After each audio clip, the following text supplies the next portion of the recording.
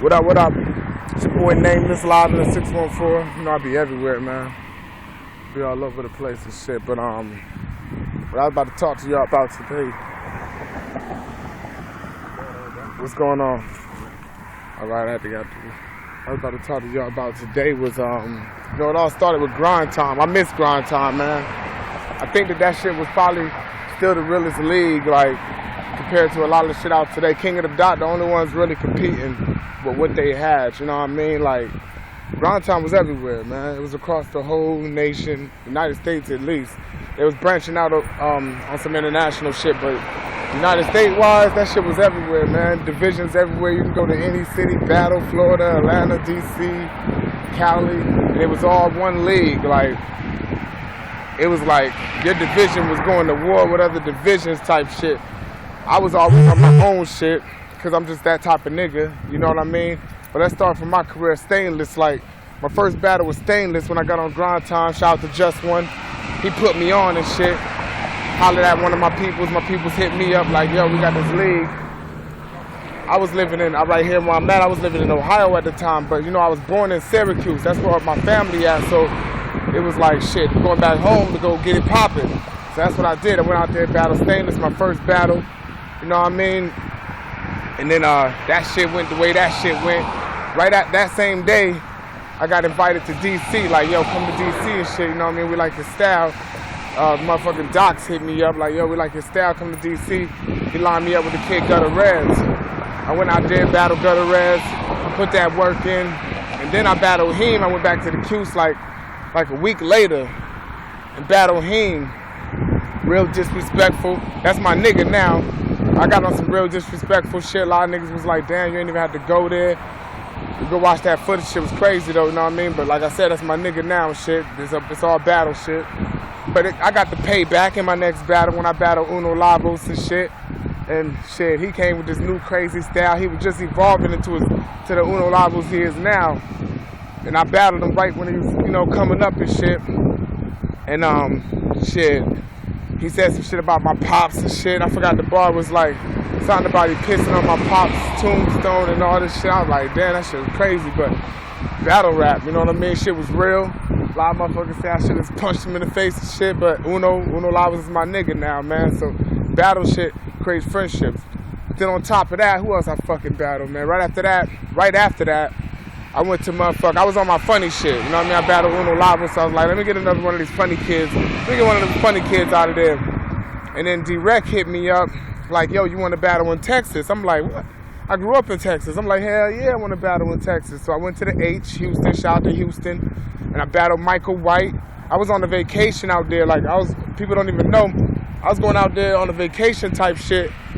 And then it just happened to be around that same time. So I battled Michael White, got him out of there. You know what I'm saying? That shit was fun though, I ain't gonna lie. Like, he was on some crazy shit. I didn't understand like where it was coming from, but now I understand him and why he got fans. Like, fans like him, he got fans. So anyway, that was a good look. All my battles were pretty strategic.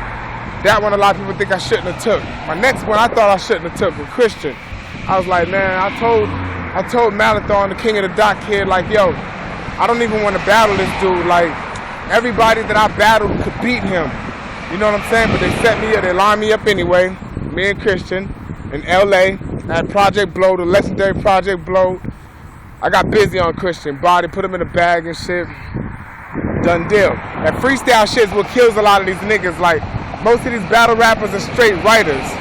Nigga like me would come off the top on your ass, cause that's where I came from, like that freestyle era, that Scribble Jam, all that shit. I was supposed to go to Scribble Jam. I actually got accepted and everything when I sent my video in, but that's another story. I had a management that, they didn't show me love back then, you know what I mean? But it is what it is.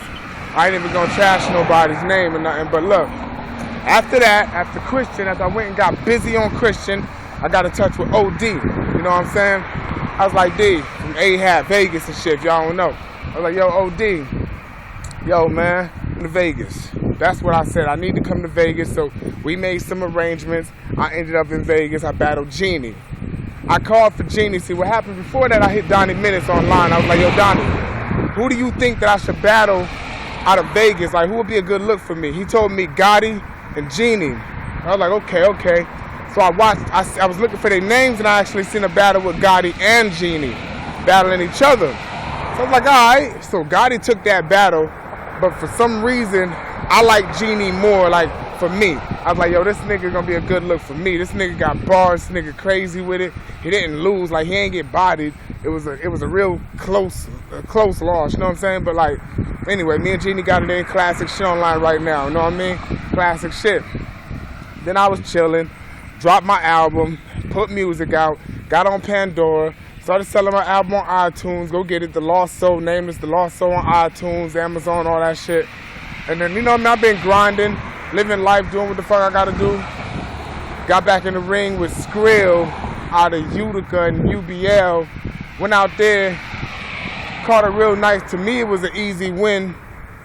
Motherfuckers try to judge against me, but everybody says I won, so, you know, I'm still undefeated, basically. You know what I mean? I think my only loss on my record will be my first battle with Stainless, and it's still not even an L like that. Like, it's still a classic. It's just one of them judged battles where we had to give it to this nigga.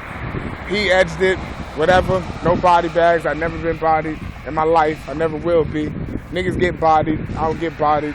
But after that, battle Rich Mills, up and coming nigga. Shout out to Rich Mills. Upstate, I did that shit for Upstate. Like, yo, a lot of niggas. So this nigga nice. He got bars, punchlines. He coming up.